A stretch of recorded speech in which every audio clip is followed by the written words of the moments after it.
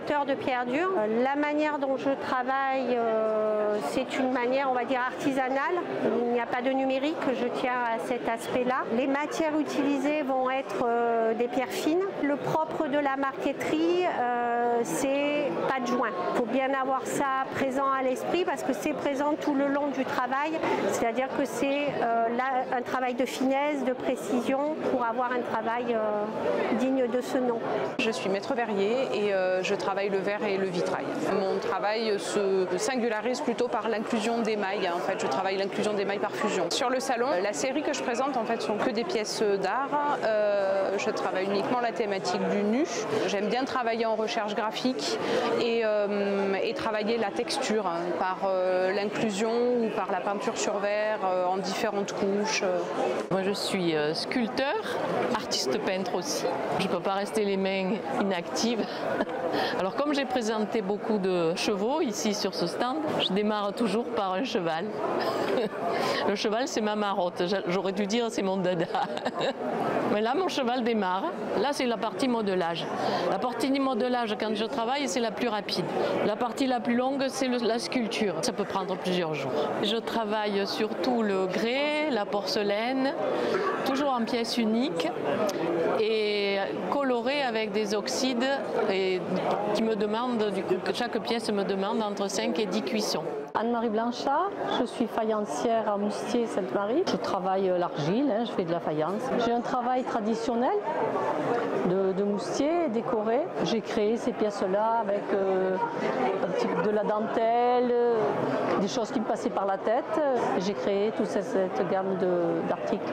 Je suis faïencier, je suis gérant de l'atelier Soleil. Et on travaille tout à la main comme autrefois, comme au 18e. C'est-à-dire soit par estampage, c'est tout ce qui est plâtrerie, assiette, soit par tournage, pour tout ce qui est vase, pichet, ou par coulage pour certaines pièces comme l'art de vie qui est là, où on va couler plusieurs parties et les ressembler par la suite à l'air de terre plus ou moins liquide qui va servir de colle. Je représente l'atelier Blanc-Michel, donc il y a 4 générations au sein de l'atelier qui se suivent et après nous on est faïenciers, on fabrique vraiment l'entièreté de nos pièces en passant par l'étape modelage et la décoration sur de l'argile rouge, donc ce qui est vraiment la matière première de notre région et on fabrique nos faïences avec de l'émail blanc Sanisfer. Ah mais on ne le devient pas, on l'est. De toute façon, c'est une passion, alors on ne se pose pas de questions. Et puis moi, je suis autodidacte, j'ai aucune formation. Ma formation, je me la suis faite moi-même. Et c'était en travaillant des pièces de plus en plus complexes que j'arrive au niveau où je suis.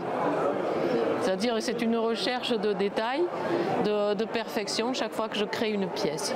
C'est un métier de passion, on commence souvent chez ses parents et on a la vocation de continuer. Moi, je suis née dans la bonne famille, on va dire, donc forcément ça se transmet de génération en génération et on va dire que j'avais la fibre artistique. En fait, moi, je suis née dedans, des parents, des arrière-grands-parents. Je suis née dans la faïence et c'était une évidence, quoi, une passion. C'est le fruit d'une évolution. J'ai commencé à travailler des dallages en pierre, des granites, des porphyres, des choses comme ça. Et c'est parce que je travaillais ces pierres dures que j'ai eu l'opportunité de rencontrer une famille qui s'est dit que si j'étais en fait assez folle pour tailler ces pierres-là, je pourrais peut-être reprendre un atelier de marqueterie de pierre dure. La marqueterie était quelque chose qui évidemment me faisait très envie.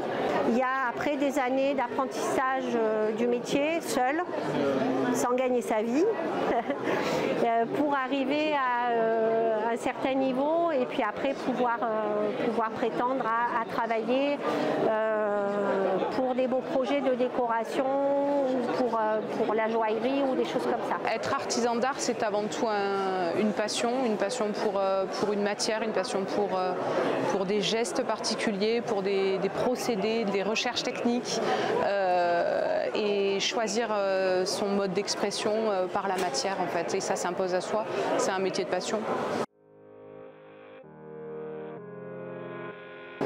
faut le demander aux clients. C'est de faire aimer ce qu'on fait. Et après, c'est de faire des créations tout le temps. Je pense qu'on peut clairement se lever le matin et se dire qu'on a choisi le bon chemin. Quand on est tous les jours émerveillé par ce que l'on fait, quoi, par les surprises techniques ou par la beauté de la maîtrise de certains gestes qui nous étonnent nous-mêmes. Ouais, c'est ça.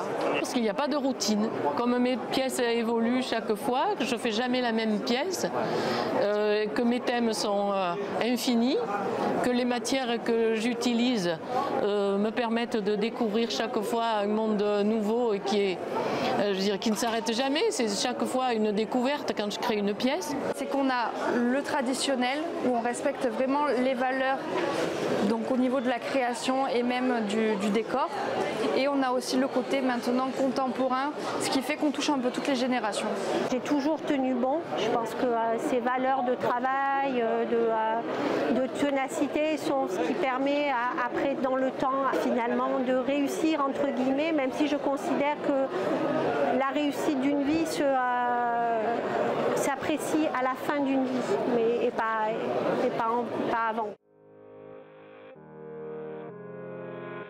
On véhicule là une image du département qui est peut-être méconnue, avec des artisans d'art, avec des faïenciers qui méritent vraiment, qui montrent leur savoir-faire et qui méritent réellement d'être reconnus. C'est une vraie fierté pour le 04 d'être dans ce beau salon du patrimoine international au Carrousel du Louvre.